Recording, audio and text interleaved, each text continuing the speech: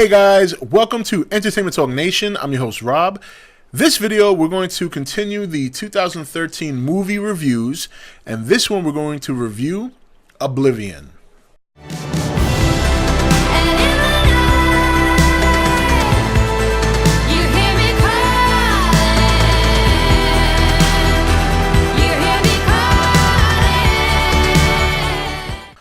Okay guys, welcome back. So Oblivion, a movie that unfortunately at the box office got trashed. A lot of people didn't like the movie. A lot of people trashed it. Didn't do well at the box office financially. I decided to take a chance on the movie because I love sci-fi.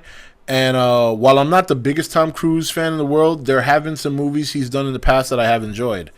With that said, you know, it might just be me. I tend to be very forgiving when it comes to movies because I use my imagination as a filler, and I think that for me personally that tends to put directors and movie writers off the hook. But I did not dislike this movie. Was it the greatest movie in the world? In no way, shape, or form. But let me just say first, visually completely stunning. Beautiful movie. Beautiful movie. I love the music. Thought the music was very good. I actually have some clips from the movie downloaded. Like I bought the soundtrack, a couple of tracks that I liked, and quite frankly, I thought the story was okay. Again, another survival story, but this one a little bit different. You know, I don't know if anyone's seen the movie. I don't know how many people have or haven't or interested or not. I really don't want to give away the plot because the plot is actually surprisingly pretty good, and there are some surprising moments that they're not necessarily wow moments like the endings of some movies like The Sixth Sense or Fight Club or whatever the case may be, or like Saw, the first Saw, the ending, how crazy that was. But at the same time, it could ruin the movie if you know what they are. So I don't want to really get into the plot too much.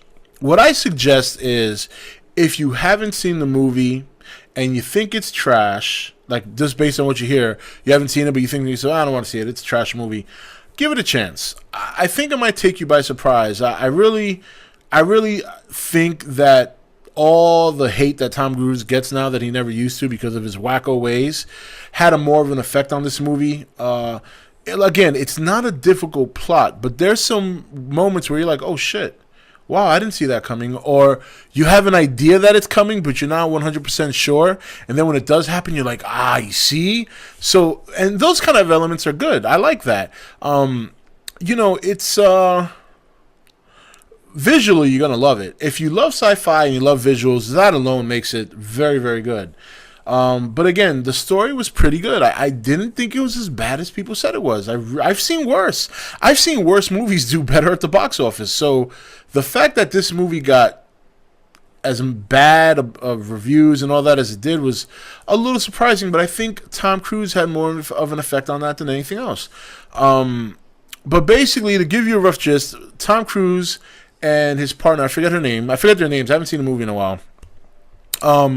They are tasked with keeping these machines going that collect Earth's water because there was a huge war between aliens and humans that pretty much left the Earth scarred, and they're trying to salvage whatever water they can for their huge planetary space station where humans live now. Kind of like WALL-E, except that not everybody's fat, but at the same time, you don't see everybody. You just kind of see Tom Cruise and his female co-worker or working on making sure that the Earth's defense mechanism, there's like these little probes that defend these huge machines that are gathering the water, and they're trying to protect it from these I forget the name. I don't think they were called lurkers, or maybe they were lurkers, I don't know, but they're supposed to be like aliens that are kind of just like scavengers, like they're leftovers, and they need the water for themselves to survive, so they're trying to destroy these machines. So it's kind of like a one-on-one war between these aliens that are left over scavenging for goods on Earth versus Tom Cruise and his girlfriend. And I'm sure there are other units around the world, but they only focus on them. And And in between all that, there's a lot of crazy shit that happens that, again, I don't want to give away here because it's going to ruin the story. Whether or not you think the story is any good, that's up to you. And anyone who did see the movie, who knows exactly what happens, please do not spoil it in the comments. Do not spoil it in the comments. I don't want to have to set this video to approval like I do in my Game of Thrones videos because people come in here and they ruin shit. So please, I ask you to be respectful to those who may not have seen it, who might be interested in seeing it.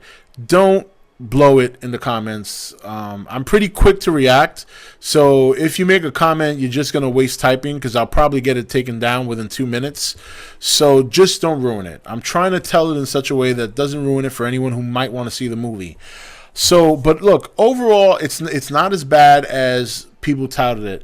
If you're a genuine sci-fi fan, even if you like some cheesy sci-fi, and I'm not saying this is cheesy, but if you can tolerate cheesy, you'll enjoy this movie. I thought it was good. You know, it's not super action-packed. There are some pretty laggy moments, but for the most part, it's enjoyable. You know, you got Tom Cruise, Morgan Freeman, Nikolai Coster-Waldau, I think you pronounce his name. He's the guy who plays Jaime Lannister in Game of Thrones. You know, a good movie. A good movie. Again, I really can't say much because if there's a chance that somebody hasn't seen it and they do see it, I don't want to ruin it for you because there are some parts where you're like, oh shit, that are very important for the plot. So I don't want to ruin that. But I'll tell you this much, give the movie a chance.